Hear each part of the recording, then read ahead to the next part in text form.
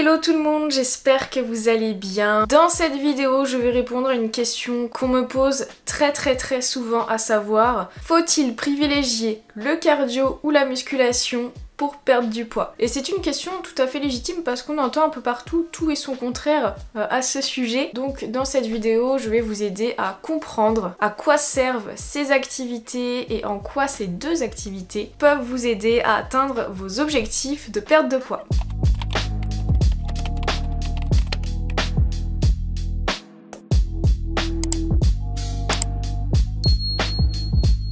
Tout d'abord, il va falloir connaître la différence entre cardio et musculation. Je pense que vous la connaissez à peu près, mais on va faire 2-3 petits rappels quand même. Le cardio, c'est une activité physique qui vise à augmenter la fréquence cardiaque. Plus la fréquence cardiaque sera élevée, plus le cardio sera considéré comme intense. Et c'est pour ça qu'on va avoir du cardio à faible intensité comme la marche, du cardio à intensité modérée comme la course à pied, ou alors du cardio à haute intensité comme le fractionné ou le fameux HIIT. Ensuite, la musculation c'est différent car c'est une activité qui consiste à renforcer ses muscles, prendre du volume musculaire. Et je vais faire un rappel très important vu qu'on parle de perte de poids aujourd'hui. La règle ultime pour perdre du poids, c'est de dépenser plus de calories que l'on en mange. S'il y a vraiment quelque chose à retenir sur la perte de poids, c'est ça. Donc vu qu'il faut dépenser plus de calories que l'on en mange, on pourrait naturellement se dire, dans ces cas-là, il faut se diriger vers l'activité qui permet de brûler plus de calories, comme ça on perdra plus facilement du poids. Donc parmi le cardio et la musculation, quelle activité brûle le plus de calories? Donc on va comparer les différents types de cardio, c'est-à-dire cardio à haute intensité, cardio à intensité modérée et cardio à faible intensité, puis musculation. On va comparer ces 4 activités-là. Sur une même durée, par exemple sur 1 heure de temps, l'activité qui va permettre de brûler le plus de calories, ça va être le cardio à haute intensité naturellement. Ensuite on va retrouver le cardio à intensité modérée, ensuite on va avoir la musculation et juste derrière le cardio à faible intensité. Est-ce que ça veut dire qu'il faut faire du cardio à haute intensité pour perdre du poids? Pas forcément. Parce que là j'ai vraiment comparé pour une même durée, sauf que le cardio à haute intensité, le corps il est pas capable d'en faire longtemps. Si on est vraiment à haute intensité, on peut en faire maximum 20 minutes. Donc 20 minutes de cardio à haute intensité, selon votre gabarit, ça va correspondre à une dépense d'environ 150 à 250 kcal.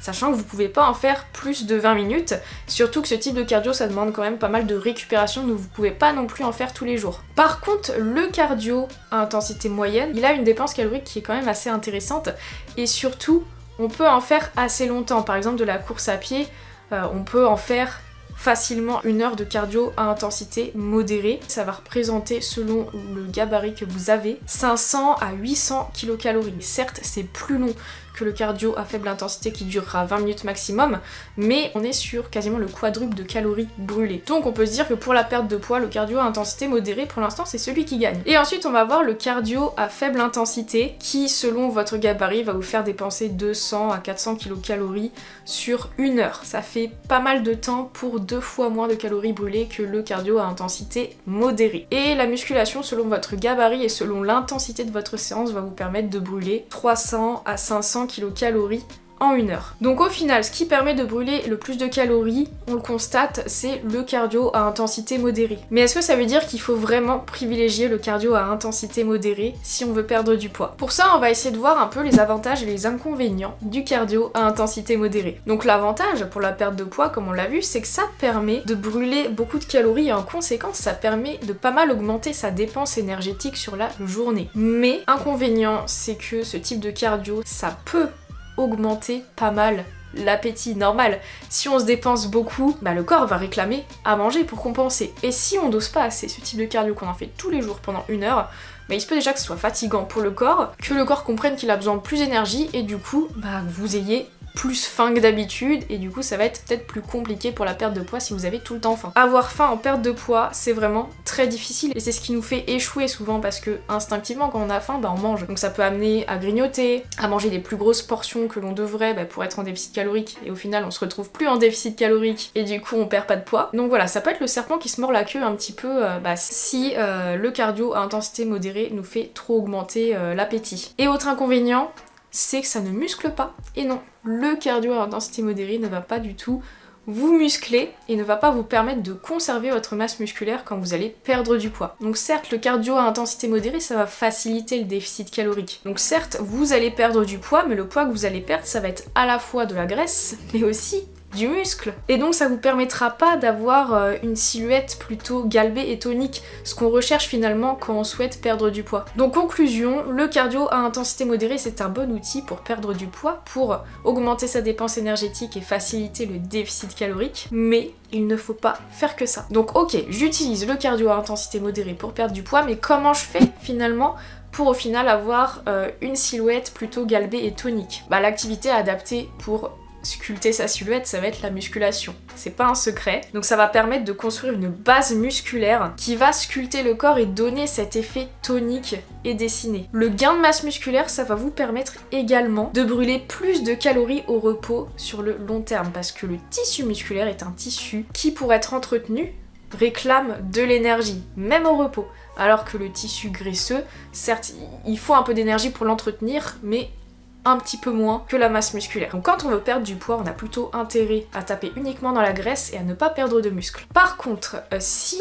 vous vous musclez lorsque vous perdez du poids, eh bien le poids sur la balance sera impacté. Vu qu'il n'y aura pas de perte de masse musculaire, voire même un gain de masse musculaire, le chiffre sur la balance va descendre beaucoup moins vite, voire parfois le gain de masse musculaire et la perte de masse grasse vont s'équilibrer et le poids peut ne pas bouger du tout. Pour que vous compreniez, je vais vous montrer un exemple. J'ai une abonnée qui suit mon programme Grow and Get Fit. Vous trouverez le lien de ce programme en description si jamais ça vous intéresse.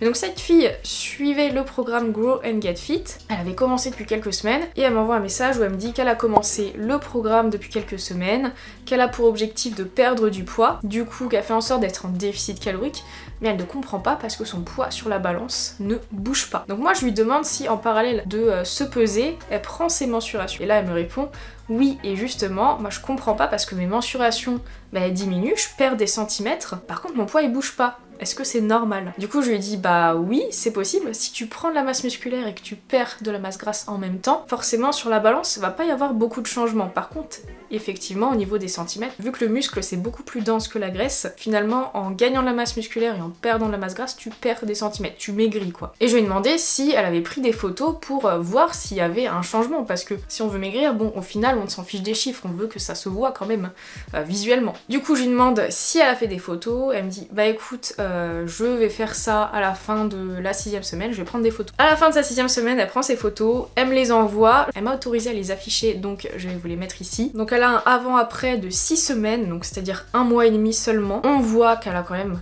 pas mal maigri, et son poids est identique sur le avant et le après. Et là c'est un avant-après juste avec un déficit calorique créé avec l'alimentation et 4 séances de musculation par semaine. Et donc c'est là qu'il faut faire la différence entre perte de poids et perte de gras, parce que ça peut être différent. On peut perdre du gras sans perdre de poids. Voilà, je vous montre ça parce que c'est important, je pense, de vous rappeler que si vous voulez maigrir, il n'y a pas que la balance à regarder, il faut aussi prendre des photos et des mensurations, parce que la balance, elle ne montre pas tout.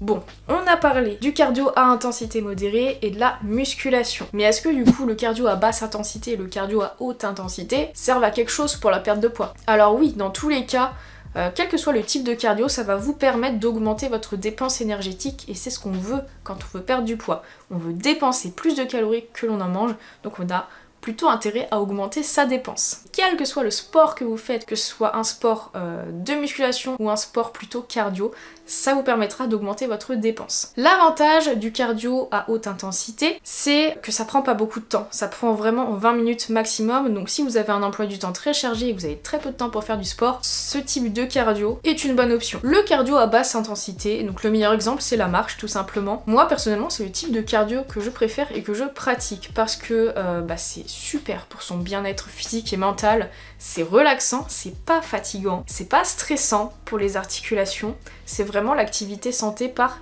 excellence. Et c'est l'activité qui est adaptée au plus grand nombre de personnes. Je pense notamment aux personnes qui sont en situation d'obésité. Ces personnes-là, elles vont pas pouvoir faire de la course à pied. Et donc je conseille à ces personnes plutôt de se diriger vers la marche, ça va être beaucoup moins stressant pour elles. Et rien que la marche déjà, ça peut faire monter leur cardio à une intensité qui est plutôt modérée finalement. Et ce cardio à basse intensité, il demande pas du tout de récupération, donc on peut en faire tous les jours, on peut en faire plusieurs fois par jour. Et rien que le fait de marcher plus chaque jour, ça peut faire la différence dans une perte de poids, parce que sur la journée, ça va peut-être vous permettre de dépenser 200 calories de plus, ce qui est quand même pas mal, mais imaginez sur la semaine, imaginez sur l'année, si on additionne. Alors que finalement, le cardio à intensité modérée, c'est pas forcément un cardio qu'on va faire tous les jours, c'est plutôt quelque chose qu'on va faire 2-3 fois par semaine. Donc au final, le cardio à basse intensité, quand on en fait tous les jours, c'est quand même très intéressant et ça peut faire la différence.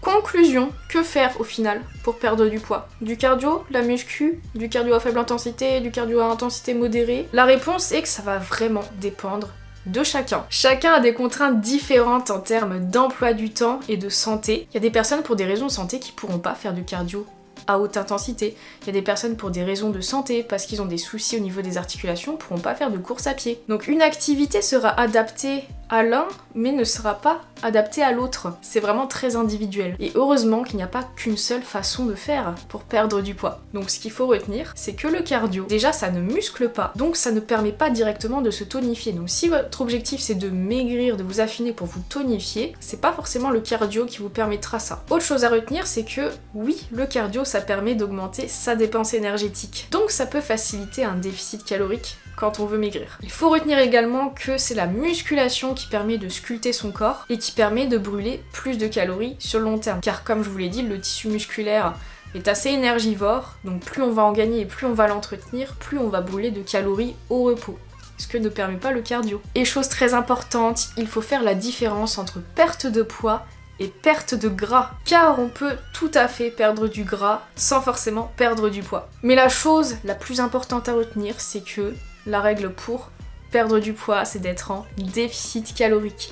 Dépenser plus de calories que l'on en mange, c'est-à-dire qu'on n'est même pas obligé de faire du sport pour perdre du poids. On peut juste réduire ses portions alimentaires pour être en déficit calorique et on va perdre du poids. Mais effectivement, le sport, qu'il soit cardio ou qui permette de se renforcer musculairement, va permettre d'augmenter sa dépense énergétique et donc ça facilitera ce phénomène de déficit calorique. Et c'est d'ailleurs très conseillé pour rester en bonne santé. Donc voilà, à vous de trouver votre propre stratégie pour perdre du poids, à vous de trouver ce qui correspond à votre emploi du temps et surtout qui correspond à ce que vous aimez. C'est super important d'aimer ce que vous faites pour réussir à tenir sur le long terme et atteindre vos objectifs. Moi par exemple en ce moment je suis en perte de gras, vous pouvez suivre mes vlogs sur ma chaîne YouTube si vous le souhaitez, mais je ne fais pas du tout de cardio à haute intensité ou de cardio à intensité modérée parce que j'aime pas spécialement ça. Moi je favorise la musculation parce que mon objectif c'est d'être musclé et dessiné, et pour ma dépense énergétique, je préfère marcher un petit peu tous les jours plutôt que de faire 1 heure de cardio 2-3 fois par semaine. C'est ma stratégie, la vôtre sera sûrement différente. Dites-moi également en commentaire quelle est votre stratégie à vous, ce qui fonctionne sur vous, est-ce que vous préférez faire lorsque vous souhaitez perdre du poids ou perdre du gras. J'espère vraiment que cette vidéo vous aura éclairer un petit peu plus à ce sujet. N'oubliez pas de vous abonner et on se retrouve très bientôt pour une prochaine vidéo.